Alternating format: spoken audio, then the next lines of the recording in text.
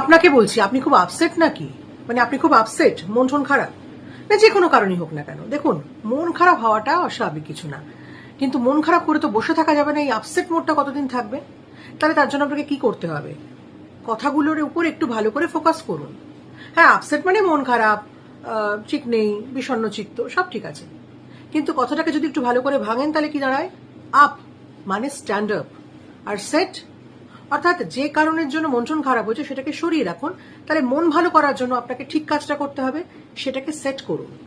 অর্থাৎ উঠে দাঁড়ান, গেট আপ বা স্ট্যান্ড আপ, আর সলিউশনটার জন্য প্রপার কাজটা সেট করুন। দেখবেন আপসেট আর থাকছেন না। বোঝা গেল? সুতরাং কথাগুলোকে যদি ভালো করে বিশ্লেষণ করেন, দেখবেন অর্ধেক সলিউশন ওখানেই হয়ে গেছেন। আপসেট মানে মন খারাপ, সেটা সবাই জানে। আপনি কিছু নতুন ভাবুন, নতুন করে এগোন, তবে না। ভালো থাকুন।